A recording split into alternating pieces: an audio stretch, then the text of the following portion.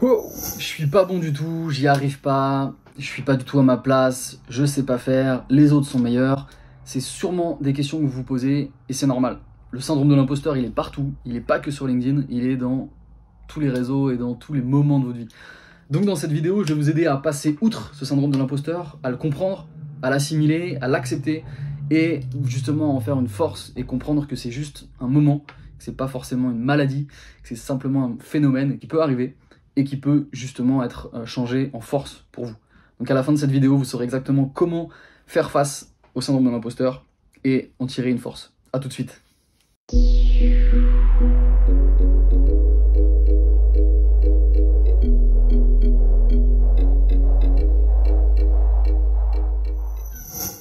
Le syndrome de l'imposteur, donc, ou le phénomène de l'imposteur, c'est vraiment simplement un ensemble de croyances qui consiste à penser que y a une inadéquation, il y a un vrai écart entre ce que vous pensez de vous et la situation qu'on vous propose. Donc c'est pour ça que parfois vous dites « je suis pas à ma place, je suis pas légitime pour faire cette mission, pour faire cette action, les autres sont meilleurs que moi, je ne vais pas savoir faire, je peux pas me dire que je suis capable de le faire parce que j'ai pas assez d'expérience, parce que ça fait pas assez longtemps que je le fais, je suis nouveau ». Peu importe les raisons que vous avez, vous pouvez les avoir parce que c'est naturel et c'est normal. Il y a une statistique qui est sortie, c'est entre 60 et 70% des gens dans le monde qui ont, à un moment de leur vie, ce syndrome de l'imposteur. Donc c'est normal de l'avoir. Par contre, ce qui n'est pas normal, c'est de rester dessus et de se dire que on ne peut pas passer outre. Ça, forcément, c'est pourquoi vous êtes là sur cette vidéo. Je vais vous aider justement à passer outre ça.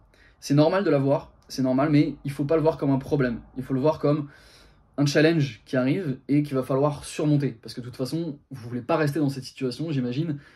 Vous avez besoin d'avancer, d'être positif, optimiste et d'aller de l'avant. Donc il faut comprendre que ce syndrome de l'imposteur, en fait, c'est une barrière à l'expression vraiment de votre plein potentiel. Et souvent, il se base sur 3 facteurs. C'est déjà que vous ayez en fait l'impression de ne pas être à la hauteur et de tromper en fait votre entourage. Que ce soit vos amis, votre famille, vos clients, vous avez l'impression en fait d'être le seul, d'être la seule à être lucide pour le voir. Donc ça déjà, c'est un premier blocage. Ensuite, souvent, vous allez attribuer en fait votre réussite à des facteurs externes. C'est-à-dire que ce sera jamais grâce à vous. Parce que voilà, il y a eu de la chance, il y a eu du hasard, il y a eu des erreurs en ma faveur, il y a eu des bonnes connexions, des bonnes relations qui ont fait que vous avez pu obtenir cette compétence par exemple. Et donc c'est pas de votre faute si ça s'est bien passé. Ce n'est pas de votre faute si vous réussissez, si vous trouvez des clients, si tout se passe bien. Et donc ça, c'est aussi un facteur qui vous empêche d'avancer et de prendre pleinement conscience de votre potentiel et de vous dire que oui, vous êtes bon, vous le méritez, vous avez aussi bossé pour, et donc ne plus avoir le syndrome de l'imposteur. Le troisième facteur, c'est en fait l'impression qu'un jour vous allez être démasqué, qu'un jour on va se rendre compte que mais tu m'as menti, t'étais pas bon, tu sais pas faire, et pourtant je t'ai fait confiance en fait. Et ça c'est ce qu'on trouve partout finalement, dans des films, n'importe qui, dans votre entourage, des entrepreneurs, des célébrités, des acteurs, sont tous passés par là. Par exemple dans Matrix, Neo se sent incapable d'être l'élu. Dans n'importe quel film, souvent à un moment le héros se rend compte que c'est à lui de porter le fardeau justement de la destinée, de la société, du peuple, du village, et il a du mal avec ça, parce qu'il se sent pas légitime. C'est le syndrome de l'imposteur, c'est exactement ça. Et en fait, ce phénomène de l'imposteur, c'était à la base la peur justement de pas être accepté, d'être rejeté, et donc en fait la peur de se retrouver seul, la peur de pas être, de décevoir ces gens, de pas être à la hauteur et donc de se retrouver ensuite seul, mis à l'écart, pas reconnu.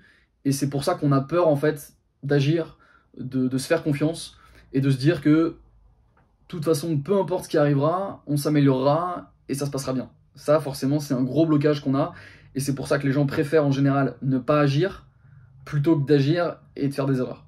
Parce que voilà, ils préfèrent être passifs, comme ça au moins il n'y a pas d'erreur, je pourrais pas me tromper, plutôt que d'essayer, de faire, quitte justement à apprendre, même si on chute, au moins on saura que ça c'est pas bon, qu'on sait pas faire, mais on aura appris, on aura justement tiré profit de cette situation, on aura appris des choses. Du coup, quels sont les effets en fait néfastes du syndrome de l'imposteur? Ça va être la peur, l'anxiété, l'incapacité en fait à profiter de vos succès, vous dire que c'est jamais de votre faute, donc du coup vous vous dévalorisez sans cesse. Vous ne pouvez pas avancer, vous ne pouvez pas vous améliorer, vous ne pouvez pas être serein en fait sur le long terme et justement vous dire que bah voilà, vous avez acquis certaines compétences, vous avez permis de remplir toutes les bases du puzzle et donc vous allez pouvoir augmenter, l'améliorer, agrandir justement votre compétence. Donc ce que je peux vous conseiller, sachez que votre première vidéo YouTube sera nulle. Votre premier post sur LinkedIn sera nul. Votre premier article sur LinkedIn, sur un site, sera nul. Tout ce que vous ferez en premier sera nul. Vous le penserez nul, il le sera sûrement, mais c'est pas grave, vous allez vous améliorer. Lorsque vous commencez à courir, à faire du sport, à apprendre une langue, est-ce que vous maîtrisez tout de suite la compétence dès le début? Non. Imaginez le girafon, quand il naît, il va tomber de 2,50 m directement et il doit apprendre à marcher, sinon on le laisse là.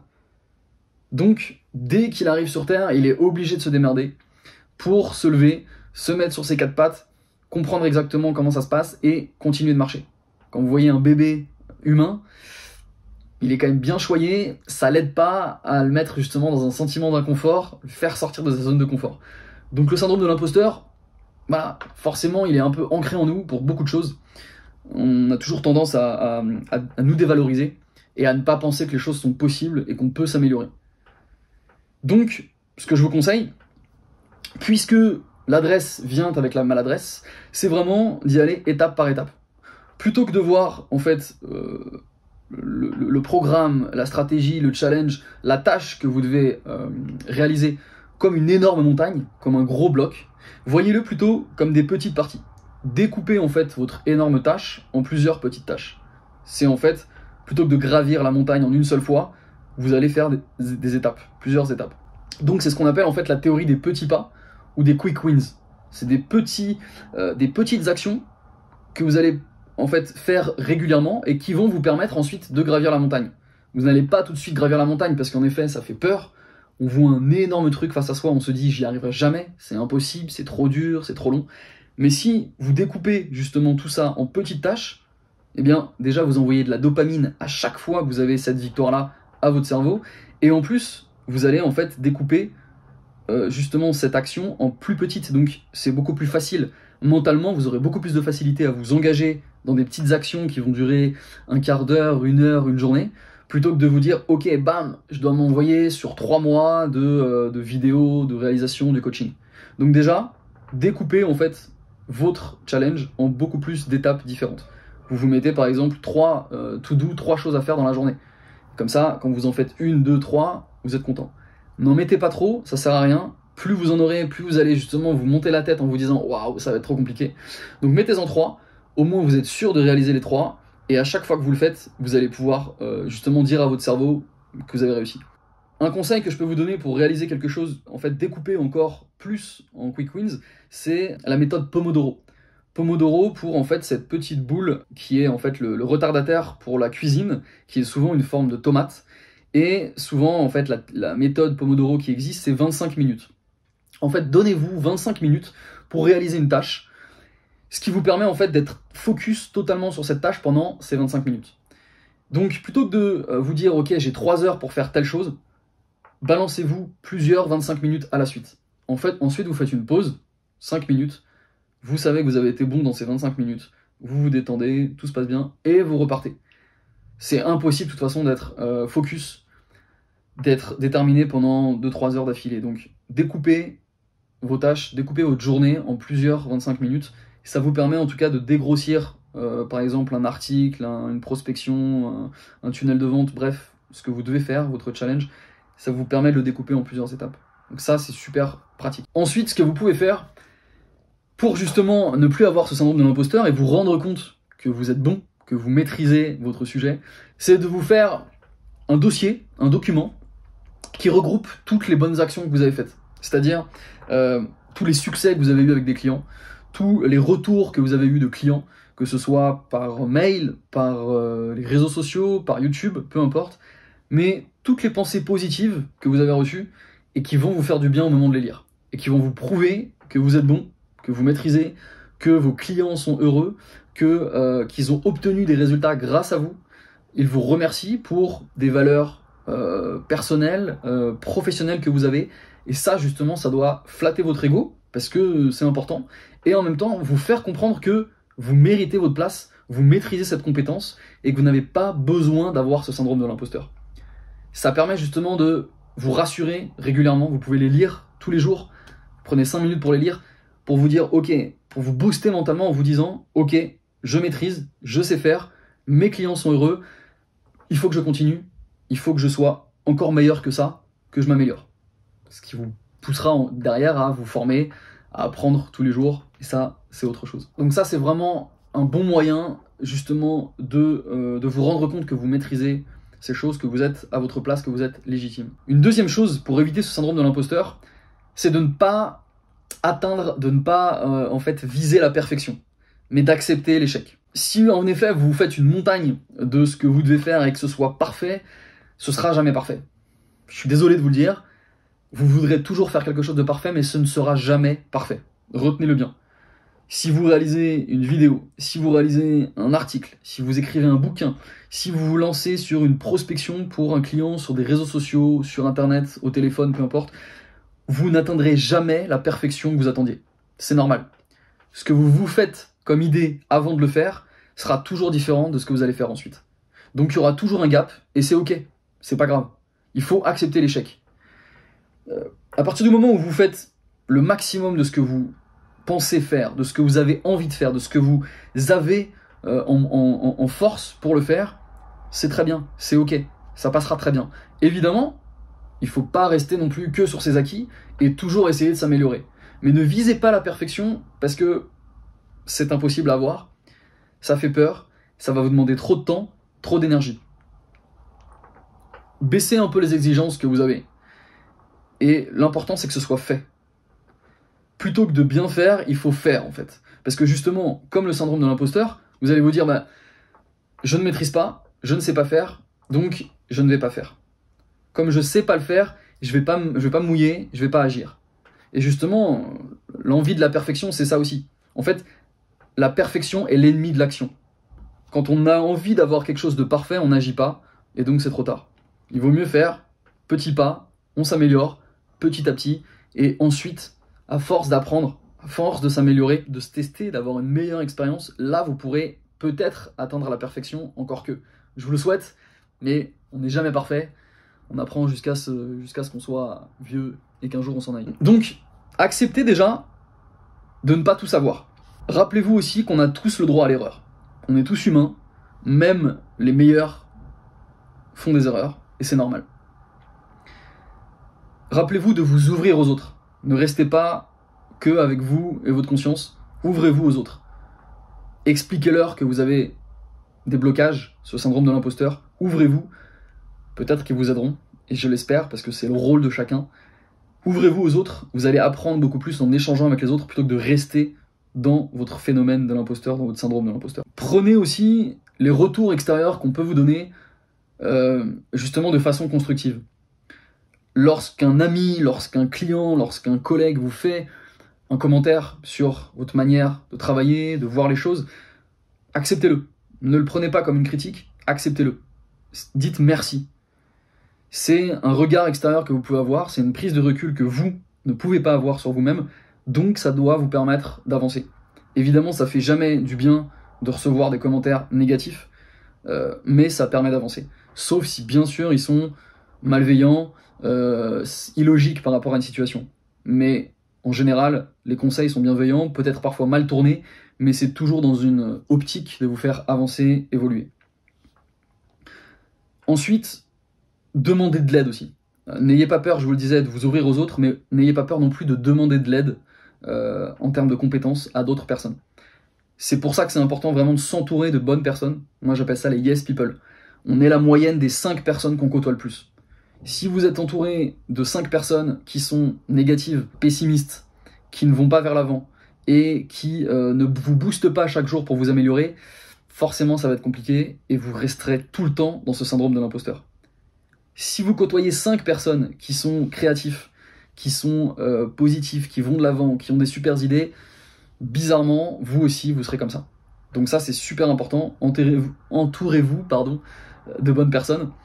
Et ça vous permettra en fait d'évoluer et de ne plus avoir ce syndrome, et justement de vous rendre compte de la puissance que vous avez, du changement que vous apportez chez vos clients, et justement de cette force justement mentale, de compétences aussi, de capacité de relation, de compétences pro et perso, qui permettent justement d'être totalement légitime dans votre métier, dans votre boulot, chaque jour aussi pour prendre la parole par exemple sur les réseaux sociaux, sur LinkedIn ou en vidéo YouTube. Et ça justement, il faut vous le rappeler chaque jour, être sûr de vous, parce que en fait, avant d'aller trouver des clients, c'est pas simplement juste de la stratégie digitale, c'est surtout vous faire confiance, c'est vraiment du développement personnel. Tout est dans le mindset, c'est 90%, allez, 80-90% mindset. Si vous pensez que ça peut être fait, alors ce sera plus facile de le faire. Ça, c'est la loi de Murphy. Si vous pensez qu'une chose va arriver, elle aura beaucoup plus de chances d'arriver. Donc déjà, si vous vous dites que vous pouvez passer outre ce syndrome de l'imposteur et que vous êtes totalement en capacité de réaliser cette action, que vous êtes totalement légitime, même si vous n'avez pas beaucoup d'années d'expérience, vous serez tout le temps, de toute façon, meilleur que d'autres. Vous serez toujours moins bon que certaines personnes, mais vous serez toujours meilleur que d'autres. Ce que vous savez, ce que vous avez acquis comme compétences, ça va servir d'autres personnes. Parce que ces personnes n'ont pas ces compétences que vous avez. Donc, à chaque moment de votre vie, vous serez toujours plus développé, vous aurez plus d'intelligence sur ce sujet-là que d'autres. Donc, vous serez totalement à même d'aider certaines personnes. On est tous dans un chemin d'évolution de pensée, de compétences, de développement personnel et professionnel au cours de notre vie. Donc c'est normal d'avoir ce syndrome de l'imposteur au début, mais petit à petit, avec l'apprentissage, avec les expériences que vous allez avoir en allant au charbon, en travaillant, en exécutant, en tombant, en ayant des échecs, vous allez remonter ensuite. L'important, c'est pas d'aller vite, mais c'est de ne jamais s'arrêter. Confucius qui dit ça, et c'est exactement la vérité. Ça sert à rien de vouloir aller très vite, de faire quelque chose de parfait. L'important, c'est vraiment d'aller étape par étape, des quick wins, pour que justement vous ne arrêtiez jamais, que ce soit tout le temps en constante évolution. C'est pareil pour vous, pour toujours vous développer, pour toujours apprendre, pour toujours être une meilleure version de vous aujourd'hui qu'hier, il faut sans cesse apprendre, vous former. C'est pareil. C'est exactement pour ça que vous êtes sur YouTube, que vous allez chercher des informations sur le syndrome de l'imposteur pour passer outre ce syndrome de l'imposteur. Déjà, en fait, poser des mots sur ce phénomène de l'imposteur, c'est déjà un énorme chemin sur la reconnaissance que c'est un problème et pas un fardeau. C'est donc déjà un premier pas vers cette prise de distance. Vous savez que vous êtes dans ce syndrome de l'imposteur et donc que vous pouvez passer outre. Mais c'est normal de le vivre, c'est normal. Vous le vivrez à chaque étape de votre vie. Vous serez d'abord en fait inconscient, incompétent. Vous ne savez pas que vous n'êtes pas compétent. Ensuite, vous serez conscient que vous ne l'êtes pas, mais ensuite vous serez conscient que vous êtes compétent. C'est-à-dire qu'au début, on ne sait pas que tel sport existe, donc on n'a pas besoin de savoir, on est inconscient de notre incompétence. Ensuite, on apprend à connaître ce sport, et là on se rend compte qu'on ne sait pas faire, donc on est conscient, incompétent. Et ensuite, une fois qu'on sait faire ce sport, on est conscient de notre compétence. Ce troisième niveau, en fait, il va évoluer, ensuite on ne sera même plus conscient qu'on est compétent. C'est pareil pour apprendre à conduire. Au début, voilà, quand on est tout jeune, on ne sait même pas que ça existe, donc on ne le sait pas. Ensuite, on est conscient qu'on ne sait pas faire, qu'on ne sait pas conduire, donc c'est pour ça qu'on va prendre des cours, qu'on va passer le permis. Et ensuite, on oublie carrément qu'on sait conduire, donc ça c'est inconscient, compétent. Ce qui permet justement de continuer à aller apprendre sans cesse des choses et de s'améliorer non-stop, sans cesse.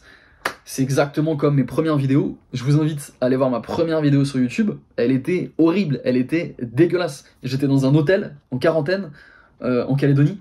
J'étais pas rasé, les cheveux pas coupés, les couleurs étaient pas incroyables, j'avais juste une GoPro, mais je me suis lancé, je me suis dit allez, c'est parti, c'est le challenge. Et voilà, mes vidéos ont évolué, bon là j'ai un setup assez spécial, mais l'important c'est vraiment de faire passer le message, le fond, et ensuite la forme, vous allez l'améliorer petit à petit, c'est normal.